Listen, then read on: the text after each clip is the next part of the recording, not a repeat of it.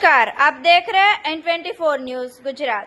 राज्य पुलिस वड़ा विकास सहाय के 100 घंटे के अल्टीमेटम के बाद सूरत पुलिस एक्शन मोड में। असामाजिक तत्वों के सामने सूरत पुलिस ने की लाल आंख। राज्य पुलिस वड़ा की असामाजिक तत्वों की यादी की सूचना के बाद सूरत पुलिस ने भी असामाजिक तत्वों का लिस्ट तैयार किया। सूरत शहर ए डिवीजन द्वारा 121 क्रिमिनलों का लिस्ट तैयार हुआ, जिसमें 16 जितने आरोपी हार्डकोर क्रिमिनल शामिल है।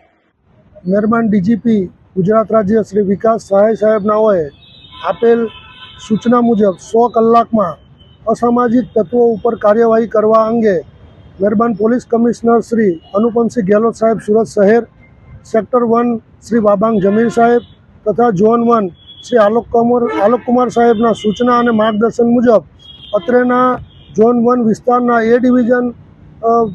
વિસ્તારમાં સમાવિષ્ટ કાપોદરા, સરથાણા તથા લસકાણા પોલીસ સ્ટેશન વિસ્તારમાં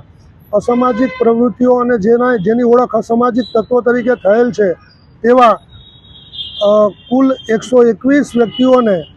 પોસ્ટે બોલાવી અને તેમાં પણ ખાસ કરીને મિલકત સંબંધી અને શરીર સંબંધી ગુનાઓના આરોપીઓની એક ઓળખ પરેડ અને ઇન્ટ્રોગેશનની કામગીરી કરવામાં આવેલ અને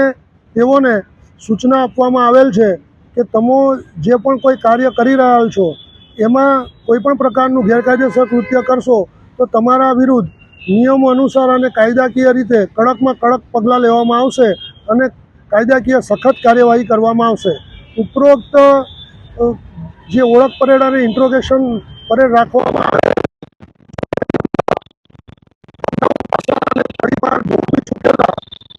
કુલ 100 જેટલા આરોપીઓનો સમાવેશ થાય છે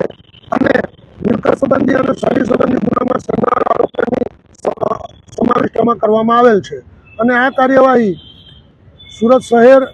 દ્વારા રોજે રોજ કરવામાં આવનાર છે અને અસામાજિક પ્રવૃત્તિ ઘટાડવા માટે મહેરબાન ડીજીપી સાહેબનાઓ દ્વારા જે સૂચના આપવામાં આવેલ છે તેનું કડકમાં કડક પાલન કરવામાં આવી રહેલ છે। देखते रहिए N24 न्यूज गुजरात, सिर्फ हम तक ही नहीं सब तक।